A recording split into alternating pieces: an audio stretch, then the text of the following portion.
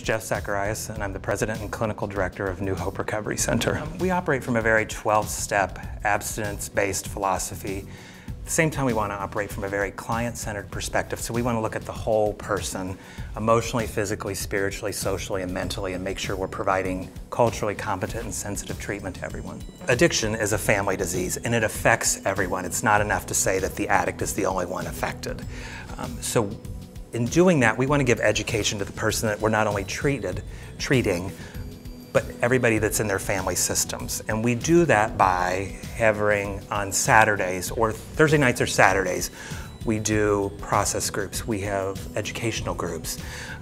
The family is allowed to see that they're not the only one in the world that's affected by that, by addiction, and we think that's what happens a lot. They think they're the only ones. And so we want to provide them the opportunity to come in and get their needs met. Our staff is, within a day or two of coming into treatment, we're calling the person's loved ones, whether that's the partners, the children, the families, introducing themselves and setting up family sessions. And again, we're planning for the end of treatment from day one, so they get a good continuum of care and get all their needs met while they're with us. We're also looking at developing new programming for the LGBTQI community, which will be up and running in the next couple of months. We're calling it New Hope Recovery Center Recover with Pride. So it's something we're very excited about. Our Recovery with Pride program will be similar to what we offer in our regular program. But one thing we're going to be very sensitive about is it's not enough to take one population and stick them here for a group and treatment, and then take another population and stick them here for group. We want to be inclusive. So there are going to be groups that we do together. There will be lectures and community groups that we do as a whole. Both treatment programs will come together for that. But we need to look at issues of depression, anxiety, homophobia, internalized homophobia, issues that are specific to the LGBTQI population.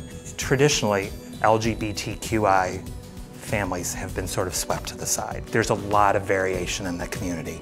Husbands, wives, partners, children. And we want to recognize the importance of those families as well. And we think we can do that in the Recover with Pride program. We don't feel like it's fair to the client to get to the end of treatment and go, okay, go out into the world and be well. We think recovery is possible for every single client, and we need to be able to help them understand that and absorb it. So again, we're looking from day one to what do we need to do to help you get to that point where you really believe and internalize that recovery is possible for everyone. Just based on my own perspective, I know that if you want recovery bad enough, that it's possible, and you'll do whatever it takes to get to that point. We want to help people facilitate to get to that point where they believe that they can live without the use of drugs, alcohol, compulsive gambling, sexually acting out, eating disorders or disordered eating. We want to instill that sense of hope in everyone.